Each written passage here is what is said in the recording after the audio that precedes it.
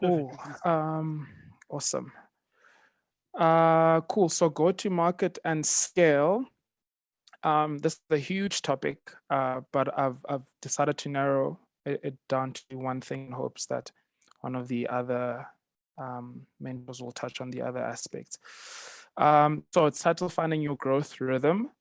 And the key question here, and great that we heard your pitches before sharing this, because I can at least try to contextualize it to what we've discussed. The key question is, how can you measure, understand, and improve the rate of product adoption, or the rate of growth of your product?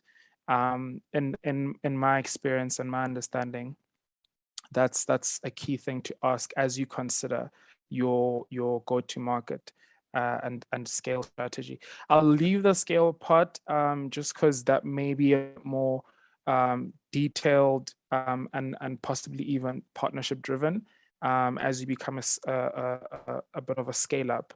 But I think in the earlier phase, it's understanding how you can, like the video was speaking to, get the most with the least amount of resources, at least at a unit economic level. And then obviously you can pump money into that to replicate, to try replicate those results. Great. So before I go into that, I think it's super important to just contextualize that first things first. It's possible to scale a bad product, but that's not an ideal situation. More especially if you have negative unit economics. So if for every dollar you spend, or for every 100 Rand you spend, you get back 90 Rand. All right, so you can pump a lot of money in there and it may look like you're growing, but you have negative unit economics. And so in the grand scheme of things, you're losing money. So first things first, make something people want. And that's a Y Combinator philosophy. But I think it's just important to go back to make sure you've covered your basics. You've identified and validated a problem. You speak to your users. You build, deploy, and listen.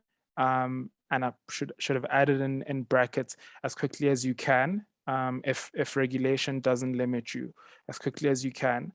You speak to your users again and again and again, and you resist the vanity metrics. And that last one there, I just put it there because it's super important to consider the opportunity cost when you do decide to take on funding or to invest in a particular strategy. If you do have pressure to produce, that's a different point, but if you basically get stuck or addicted to vanity metrics, then it may shift your focus from what's really important or what your numbers or your data is actually saying. But what I wanted to add to that, which is another point I wanted to make, is if you take on certain pressures too early on, then you may find yourself skipping the step in efforts to look like you're doing something big. But at a unit economic level, you may not have gotten things correct, and it may come back to harm you. Just a basic example of this is, if you take on, venture capital too early on in your journey without having spoken or identified and validated a problem, spoken to your users, built, deployed, and listened to what they say, speaking to them again, and you kind of just go after the vanity metrics of, you're appearing on all publications, you're raising and so on. Those things aren't inherently bad, but it's all a diet, right? And you have to balance it. And so if you do that at the expense of doing what first things first, you put yourself in a position where you may be a bit more vulnerable, and you may be forced to then scale a product that's either not yielding positive unit economics, or people don't want, or that really doesn't work. Just wanted to contextualize that. But assuming we've all done what, first things first, which is great.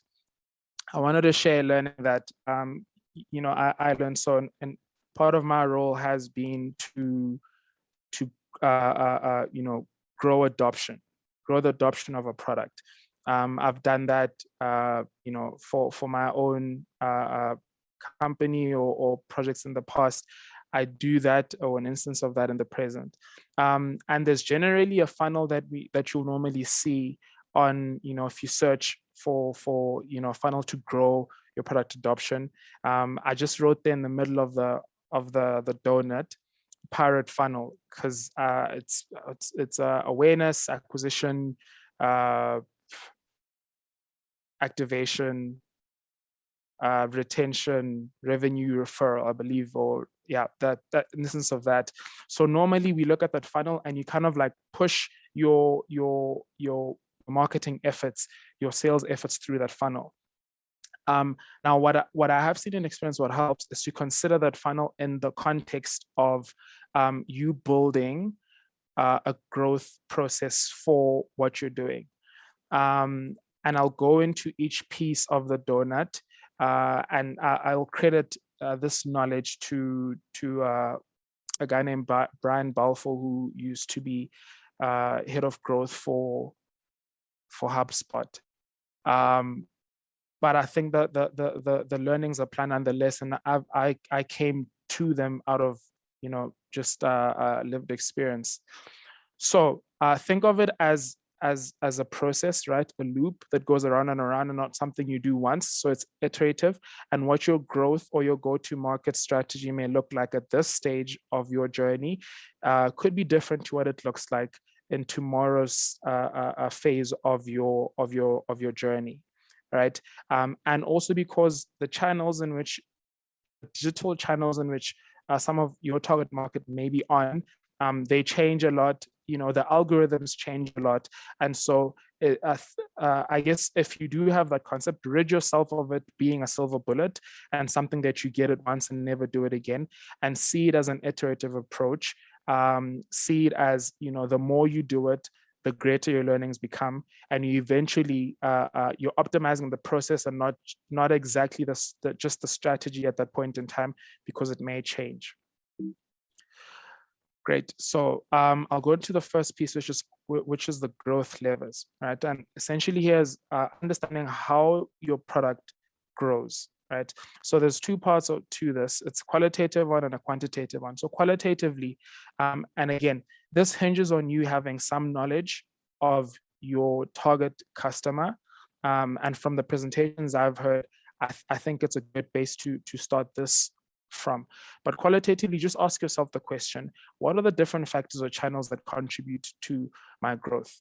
I've just put a snapshot of what LinkedIn's growth levers are, just to help contextualize what the success looks like. So at a qualitative level, you're just trying to think of what factors or channels contribute to the growth of your product being adopted, being used, right? Is there virality in there? Is it through user-generated content? Is it enterprise sales channels? What contributes? All the levers that contribute. Depending also on your model, if it's just purely business to business, it could have and your business, it being an enterprise versus a small business. It may be, the biggest factor is an enterprise sales type of approach. If it's more B2C, it could be, it's more virality, it's more user-generated content.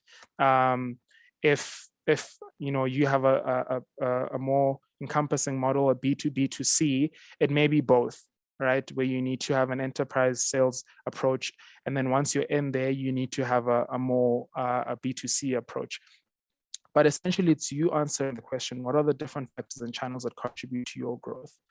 Then once you have that, you then use those what you've mentioned, and you try quantify what those levers mean. And think of it as double clicking on whatever that is, and each lever ideally would have its subcomponents to it that you can use somewhat as a funnel, and I'll show you what that'll look like.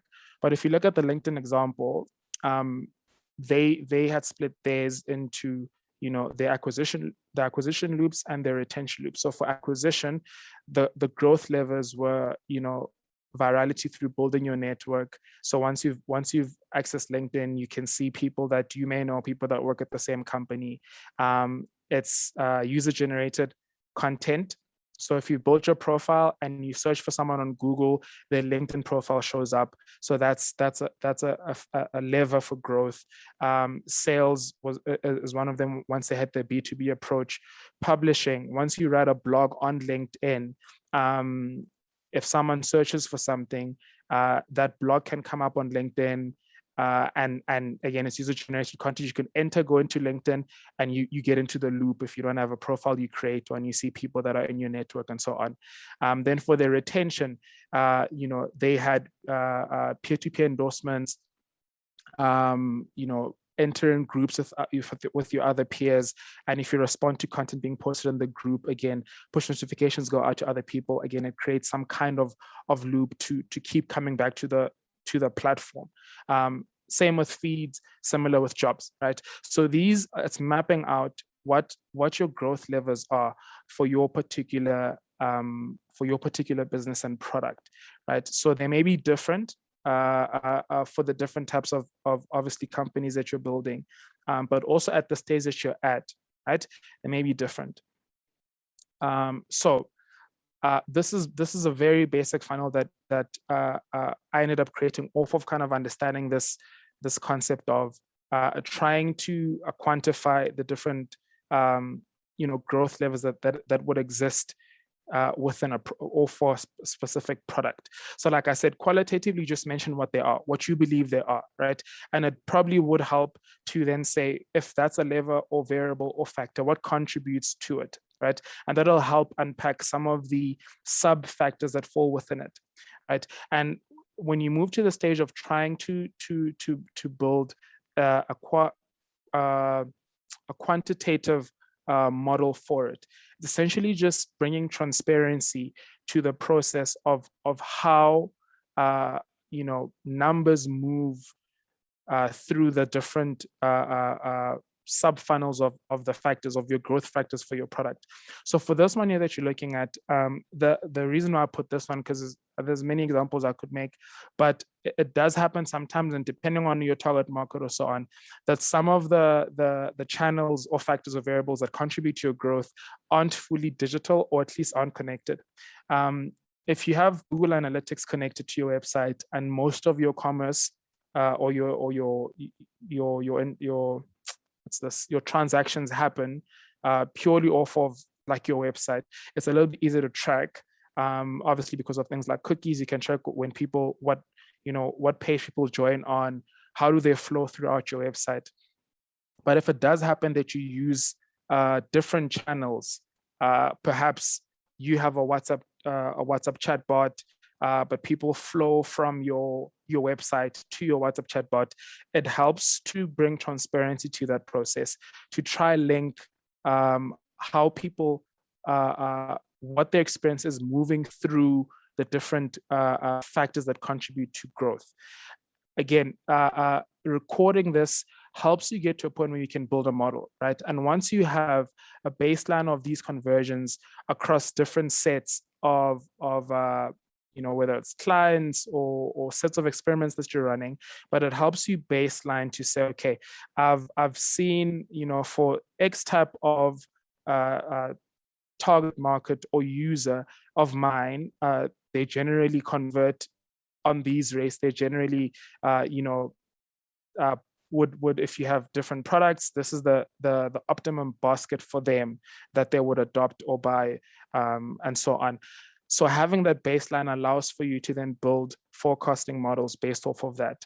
And the beauty of that, I guess, gets unfolded as we go through the next slide. So the next piece to that donut that you saw in the beginning is then the user behavior piece. And this is basically you just trying to understand what influences the decision-making of my user or your user, right? So on your side of the coin, you're trying to grow your product adoption. You're trying to grow the rate at which people, use your product, refer your product, repeat purchase through your product and all of these things. On the other side of the coin is your user just trying to understand whether they should sign up for this product, whether they should tell their friend about this product. And they may have particular variables influencing their decisions. It's super important for you to as clear as you can get to an understanding of what are those variables influencing those decisions. Right. So behind every variable in your growth model is a decision your user has to make. Right. So if one of your growth levers is user generated content, then there's a variable influencing the decision your user has to click on your blog to read about your content. Perhaps they want to plan a wedding, right? So maybe that's the variable. Maybe it's money that's an influencing variable for them making a particular decision. Maybe it's family going back home to have the wedding there, or whatever it is. There are certain variables influencing the decisions. It's your job to know what those are.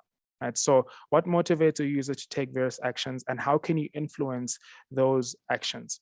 Right. So the ELMR framework, or the ELMR framework, is just a framework to help understand how people make decisions. Right. So it helps you as a product or business leader, and you may double up as many other roles. Could be a product designer, product manager, or so on. It helps you lead the communication of your product in a way that's optimal for your target user. So generally, how people will consume and deliberate on information is first through emotion. So how did that make me feel? What emotion did that induce? Or at least what emotion brought me to making the decision that I'm making to engage with your content, with your landing page, with whatever it is of your product. So it's firstly emotion, and then once I've gotten through the emotional hurdle, I'm looking for data to then to bring logic into the decision I'm about to make. Then this is where you lead with some features, or what the product could do for the person, or what the product entails, right? So it's usually what the product can do for the person, and what it alleviates, what it helps them achieve, speaking to the emotion. Then you come to the logic. Then then third to that would be the motivation. How do you motivate someone to then take that extra step to sign up, right? Is it putting a time limit? So you'll see certain websites will have maybe a light box that pops up to say, hey, there's a sale on something. That's one of the tactics you can use to motivate someone to take a particular decision you want them to take. And then finally, they get to the reward.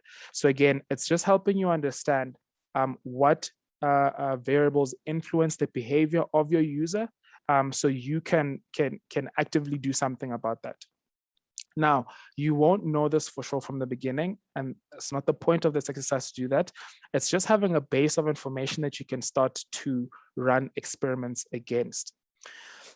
And the third piece of the donut is your testing cycles, right? With your testing cycles, it's just then running experiments against the assumptions that you have, and you're de-risking your biases, right? So because you're the creator of the product, or you're the business owner, you may have inherent biases about this product being amazing, or your user being someone who's like this or who's like that, and you need to run experiments against those assumptions in order for you to have a bit more accurate data to base your next business decisions on, right? So a way to analyze once you've run those experiments, and it does help to record the experiments that you want to run. So if it's a particular channel you want to test or exploit, then it helps, even if it's just a basic experiment document, to say, this is the problem I'm trying to solve, right? This is the hypotheses I have about this thing that I'm trying to solve for, and this is the prediction I have, right? So if we are to do this thing, this is what I'm predicting in terms of growth. Again, it helps once you have your baseline information to then say, if we execute X, or if we move the sign up button to this page, or this position in the page, or if we change the color, or if we lead with this landing page. I made a joke earlier about the A/B testing from the ACE team, right? So if I present and I lead with my story, my personal story, versus leading first with what the problem is, right? Then I'm predicting that the response will be X, and you're basing this off of your base or your base data. You're comparing it to that, and then you structure a minimum viable test, right? You don't have to go over the top. A test that's sufficient enough to help you gather the results to benchmark against your whatever base you have. When you analyze, you're looking at whether the experiment was a success or failure, how accurate was the results to the prediction. So you also want to optimize this process that you're doing. How good can you get at doing this this experimenting? And also how quickly can you do it, right? Because there is a relation between the velocity of experiments you run, the number of experiments you run, and rate of growth, because you're learning. The more experiments you run, the more you learn, and the more you learn, the assumption is that you'll get a bit more wins than someone who doesn't run any experiments. And then lastly, it's understanding what are the potential reasons to the experiment being a success or failure. So it's not enough to just know that the experiment succeeded or failed. It's also understanding how far off were you from your predictions.